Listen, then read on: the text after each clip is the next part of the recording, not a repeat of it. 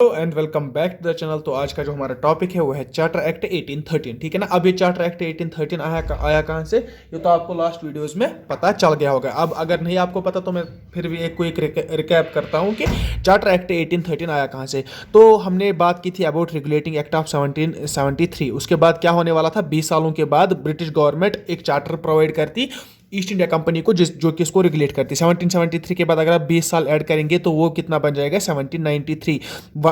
What is meant by that कि 1793 में और एक चार्टर आने वाला था। और हाँ, 1793 में और एक चार्टर आ भी गया।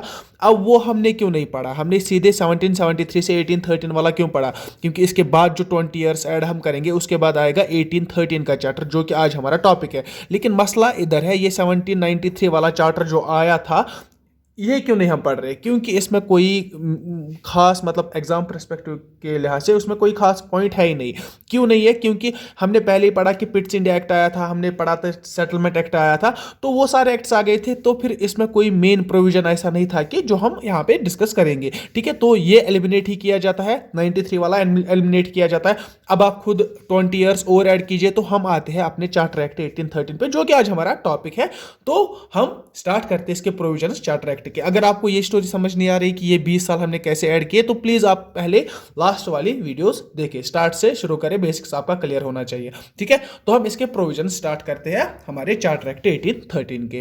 तो पहले हम देखेंगे कि क्या चेंजेस आई थी। जो हमारा चार्टर एक्ट 1813 है उसमें क्या चेंजेस आई थी। अगर इससे पहले एक चार्टर आया था तो उसमें क्या चेंजेस आई थी। अब चार्टर एक्ट 1813 जो है उसमें कौन सी नई चीजें ऐड हो गई और कौन सी चेंजेस आ गई। देखो, पहली बात क्या होगी चार्टर एक्ट 1813 में, कि जो मोनोपोली थी, हाँ सर मोनोपोली थी, किसको मोनोपोली थी sir, British east India company को मोनोपोली थी इंडिया में ट्रेड करने के लिए। अब वो मोनोपोली कौन उनको दे रहा था, ब्रिटिश गवर्नमेंट दे रहा था, गवर्नमेंट ऑफ ब्रिटिश दे रही थी ना उनको ट्रेड मोनोपोली। तब इधर पे क्या हो रहा था, 1813 में क्या हुआ कि इसमें एक चेंज आ गया। क्या चेंज आ गया कि गवर्नमेंट ऑफ ब्रिटिश ने ट्रेड मोनोपोली को रेस्ट्रिक्ट किया। क्या किया, रेस्ट्रिक्ट।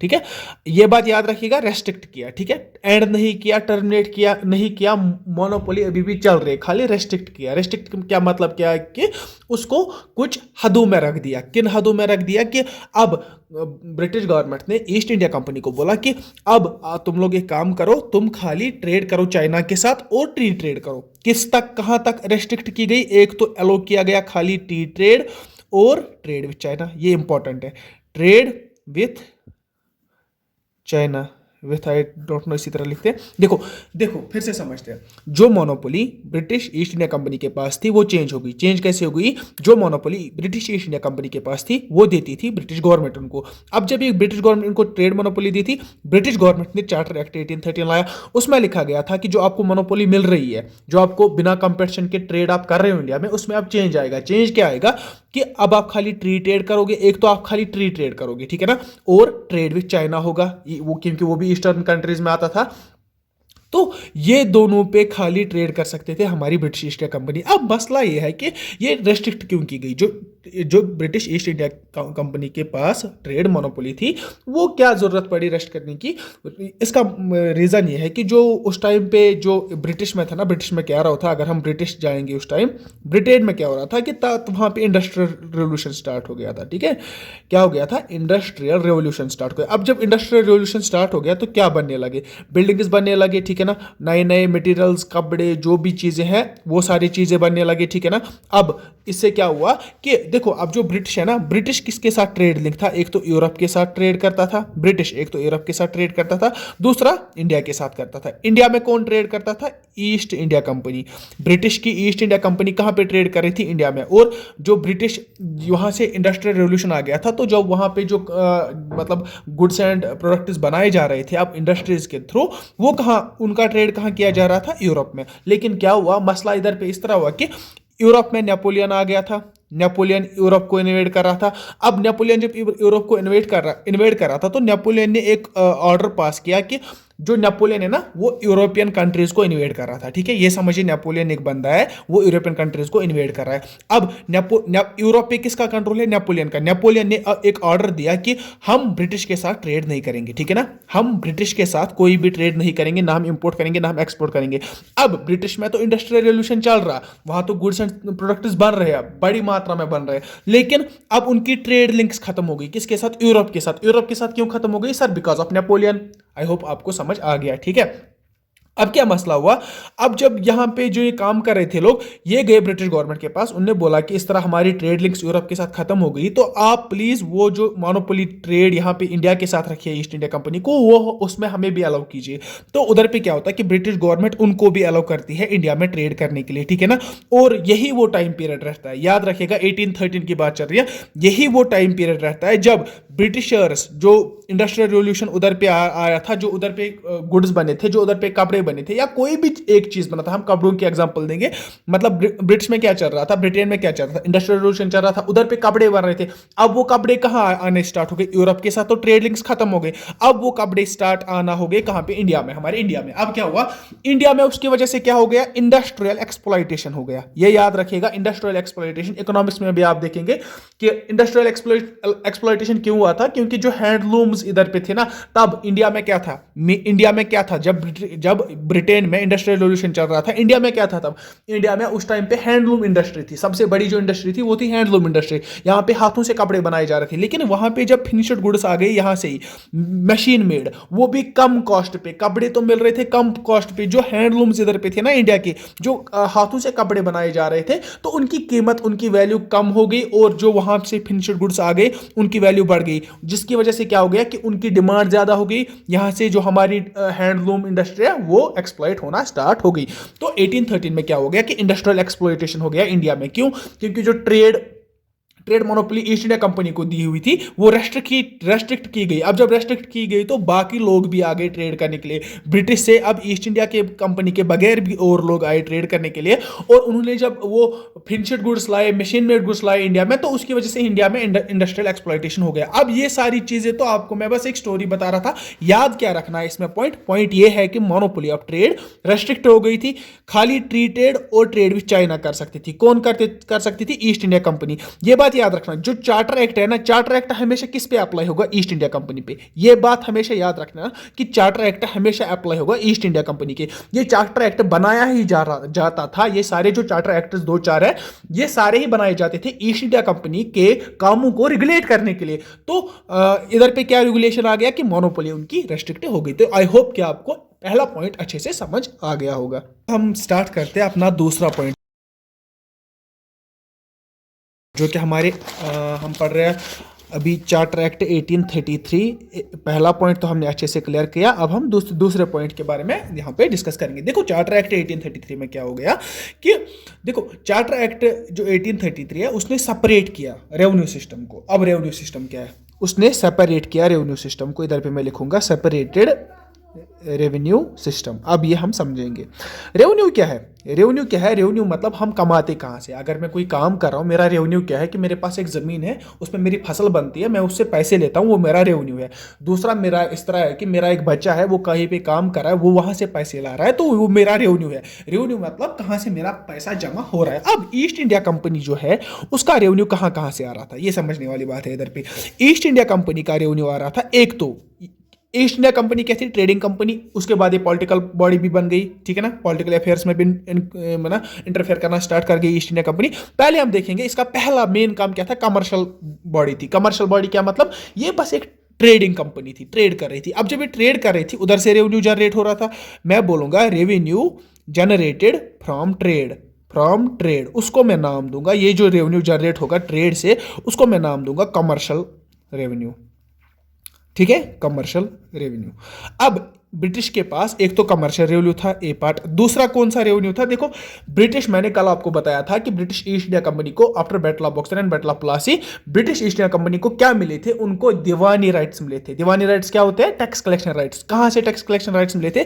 अगर ये हमारा इंडिया है, जहां जहां से ब्रिटिश पोजेशंस थी, जहां जहां से ब्रिटिश ने एक्वायर किया था, वो वहां से टैक्स कलेक्शन कर रहे थे, ठीक है ना। स्पेशली उस टाइम पे बिहार एंड उड़ीसा। बिहार एंड उड़ीसा से जो ईस्ट इंडिया कंपनी है वो क्या कर रही थी, टैक्स कलेक्शन कर रही थी। अब अगर ये टैक्स, आई एम सॉरी, अब अगर east India company tax collection कर रही है तो वो भी तो एक रेवेन्यू बन जाता है ना, वो भी तो सोर्स ऑफ इनकम बन जाता है ना ब्रिटिश के लिए। तो उधर पे मैं लिखूं उस एक जो पहला मैंने बताया कमर्शियल रेवेन्यू, दूसरा रेवेन्यू क्या है, मैं बोलूंगा रेवेन्यू जनरेटेड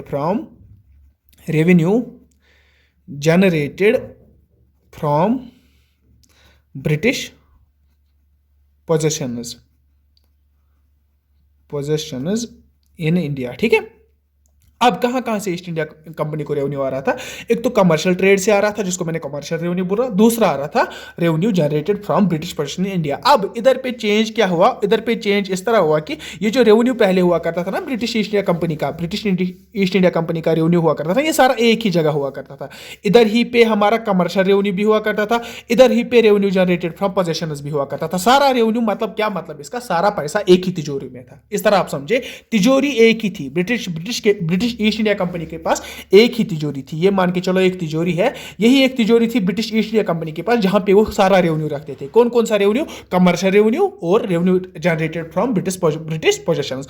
अब 1833 में क्या हुआ, पॉइंट अभी है, अभी तब तो बैकग्राउंड था, अब पॉइंट ये है कि सेपरेट किया गया, जो रेवेन्यू सिस्टम है वो सेपरेट किया गया। मतलब कमर्शियल रेवेन्यू जो ट्रेड से बनेगा ना रेवेन्यू, उसके लिए एक अलग तिजोरी बनाई गई, और जो हमारी जनरेटेड फ्रॉम कहां पोजेशन से जनरेट हो रहा उसके लिए अलग तिजोरी बनाई। यही मतलब है कि रेवेन्यू सिस्टम जो है ब्रिटिश ईस्ट इंडिया कंपनी का वो सेपरेट हो गया, किसमें, चार्टर एक्ट 1833 में।